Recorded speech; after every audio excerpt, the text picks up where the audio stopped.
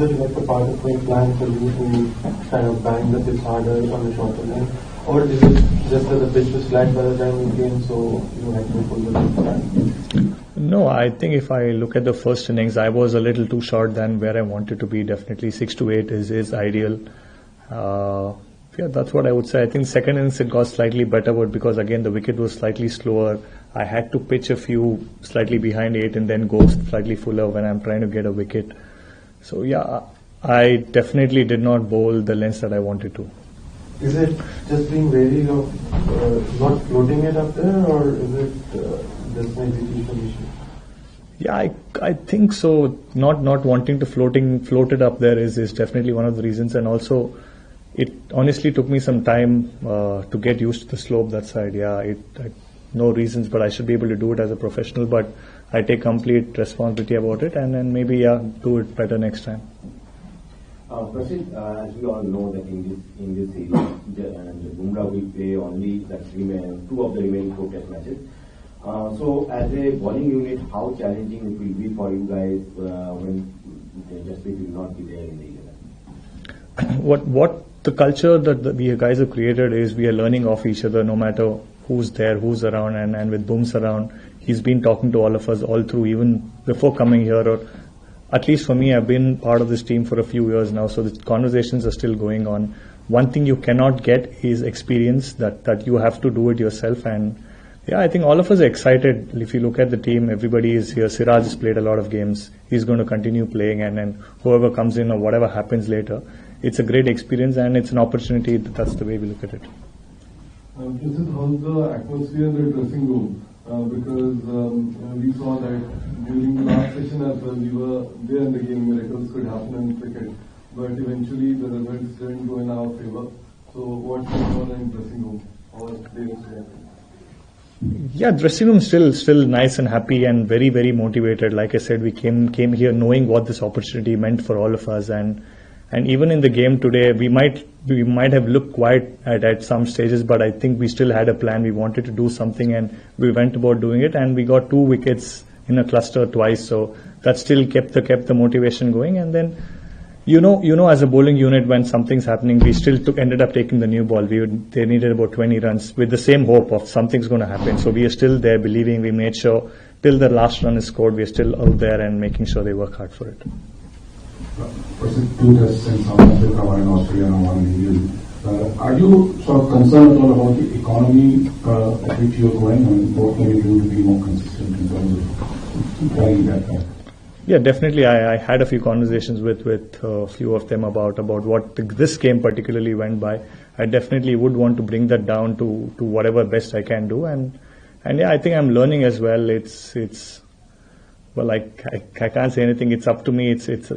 It's my responsibility to get better, and that's what I'm trying.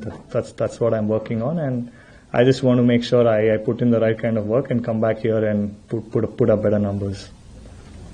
Can you talk about Shubhman's captaincy? You played under him in IPL also, now here in the first test. Can you talk about how he managed all of you? What were the communications? Can you talk about a bit about his captaincy? And then the second part is how frustrated you guys are. How much anger was there that you can't score the last 3-4 bowlers who went there but not able to score, and the other team scored a lot of runs as far as their last 7, 8, 9, 10. About Shubhman, yeah, I think he did a pretty good job. All of us saw how he rotated the bowlers, made sure everybody had enough breaks, brought in people at the right kind of spells. He saw opportunities and brought in the right kind of bowlers. All of that was great, and knowing him, he's set a very good atmosphere around. He's been speaking to all of us. We always go in with a plan, and the communication is happening there. And what was the next question about? Yeah, as the lower order batsmen, we definitely are working on. If you look at our net sessions, we are putting in the work. I think it is about putting your mind in there as well, making sure you trust yourself, trust the skill that you have, and be there at the crease for a little longer, and then the numbers and the runs are going to show, and we are working towards it. Yeah, there's a bit of follow-up on the economy.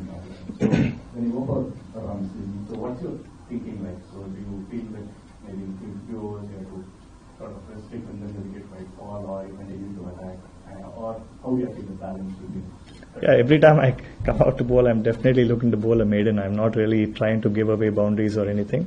The outfield was fast. The lines that I bowled was not perfect, to be honest, at most times, and they took me on. Some of them were edges, some of them I tried bowling bouncers, I ended up giving runs. So I think somebody in the team had to do it, and if I sit back and say I want to look at my numbers, what my economy is, and not really look at the wickets, it got me a 4 and a 6, and then Jamie Smith got out. So if it means that I do that and get a wicket, I'm happy to do it, but definitely every time I come on to bowl, I am looking to keep the economy rate down and build the pressure up.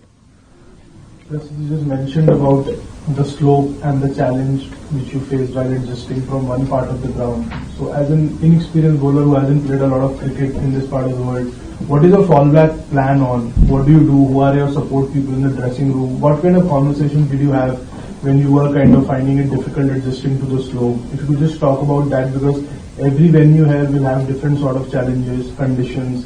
So how do you plan on countering those challenges, and what were the discussions like when you were struggling with the slope? We did practice as soon as we came here. We did a bit of bowling on the square. We did bowl from that end and this end, and Mornay being here with us is actually giving us all the experience that he's gone through. He's played a lot of cricket in England, so that definitely helps. But what happens when you get to the actual pitch? Again, the ground, the surface is different, and then you have to adapt. And coming in to bowl the first spell, you're excited, you're trying to run in hard. The wind sometimes is on and off, so it's very important to understand what the pace of the run-up is. And I did have a chat with a couple of other guys as well, asking them what they did to, be at the right pace when they're running into bowl. So that's about it. I think the best that we can do is bowl on the square every time we get to a ground. Be a little more aware of what you can do, what way the wind is, and how balanced you can be at the point of delivery. The spell which you bowled from this end, where you probably troubled them more than you did in this match, were there any learnings which you took in that stride, because you looked in far better rhythm than you looked the entire game when you were bowling from this end? Yeah, I think it was something for me to take away. If the first innings went by, I bowled a lot. I think I bowled most of my bowling overs from that side, and coming here, knowing it's the other way down, it's downward slope. I did end up bowling a no ball. Booms was telling me about how you're actually overstepping, and the hardness of the ground just gives you more feedback. You're running faster and all of those things. So yeah, the discussions are definitely always happening in the team, and we are trying to do the best that we can.